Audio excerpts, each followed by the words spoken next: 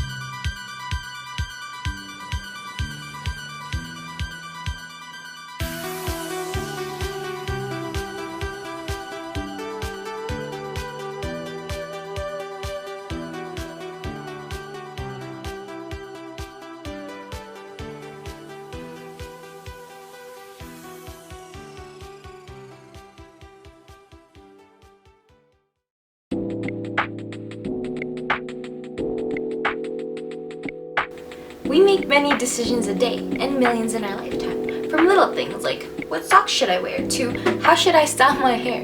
We don't always realize it, but we're constantly making decisions and have the freedom to do so.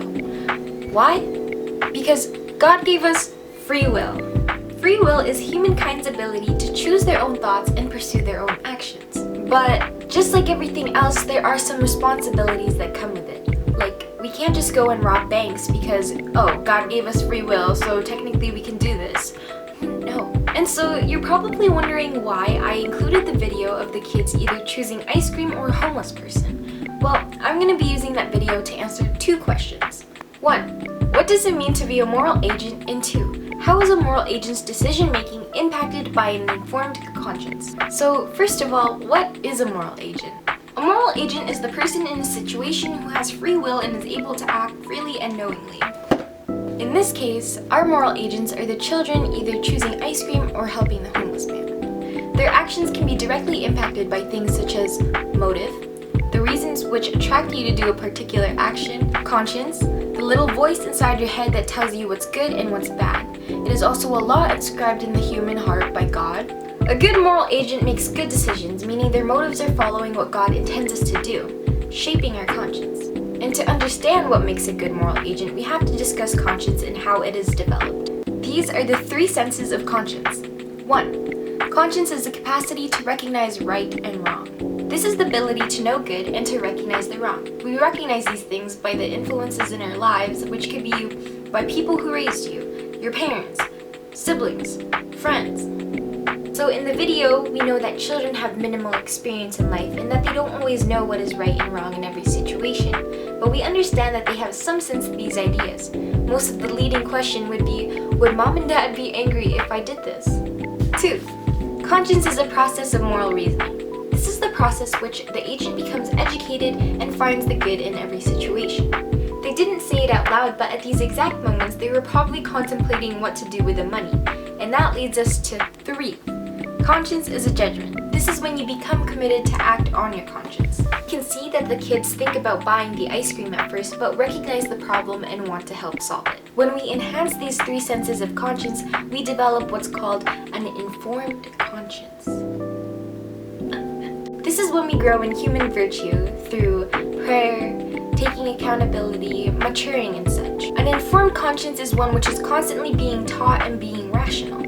So why did these kids put others' needs before their wants? This leads me to answer my second question. How is a moral agent's decision-making impacted by an informed conscience? Well, it's evident that the people in these children's lives are helping form their conscience. Their conscience as a capacity is impacted by their families. In Proverbs chapter 22, verse 6, start children off on the way they should go, and even when they are old, they will not turn from it. This is about how essential it is for a child to have someone in their life who is guiding them and helping them live in the way God intended for us to to love God by loving our neighbors. The Catechism of the Catholic Church says, man is sometimes confronted by situations that make moral judgments less assured and decisions difficult, but he must always seriously seek what is right and good and discern the will of God expressed in divine law. This focuses on the aspects of temptation and how we must overcome them, as it's the will of God for us to do what's right. The more you make rational decisions, the easier it is to make moral judgments, straying you away from a malformed conscience. They also set out what's called the Golden Rule. Whatever you wish that men would do to you, you do so to them. This is an important one for me, as my mom would always tell me this growing up when I would fight with my sister. It's when you act accordingly to how you would like to be treated, and that's an important part to remember when making decisions. Sometimes we don't realize how awful our decisions are and never see the impact it has on other people. So that's decision making and conscience. Now at the end of their video, they asked their viewers a question, and now I'm going to ask you the same.